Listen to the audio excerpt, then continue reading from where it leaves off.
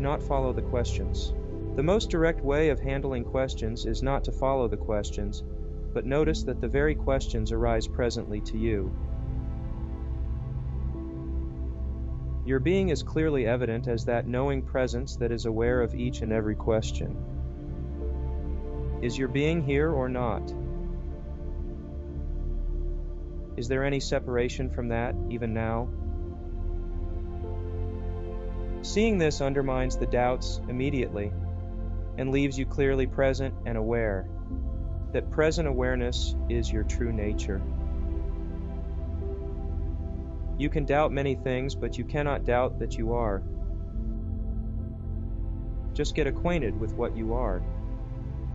Any strategy or approach is another movement of thought which ultimately leads away from the fact that what you are seeking, you already are.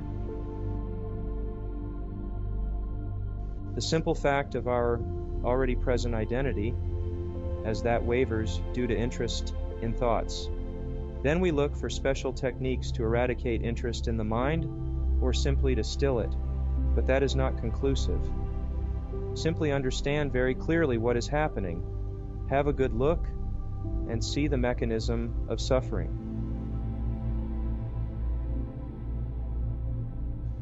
Understanding is the key, rather than some technique or strategy. It is the interest in self-centered thoughts that sustains suffering.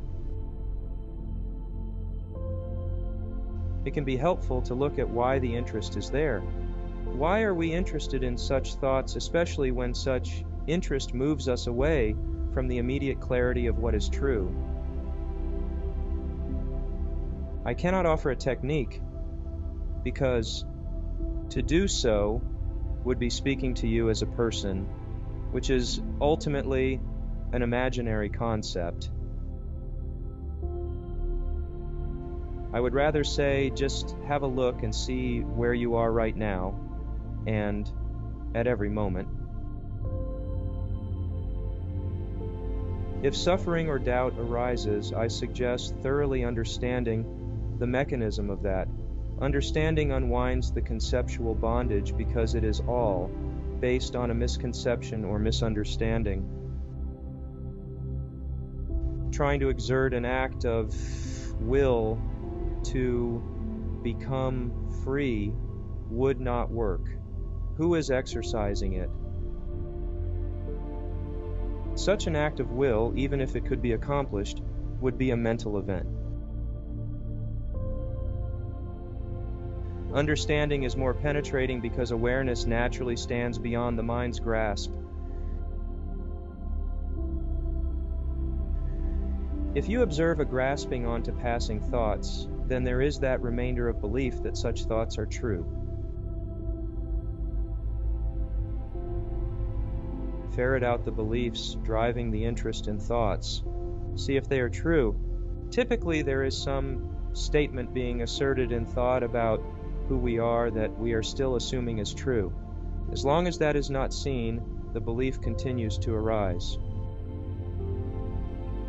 My main advice is to confirm and doubly confirm your true nature as the being awareness beyond perceptions, feelings, and thoughts, because it is only with that firm understanding that the false beliefs stand out very clearly.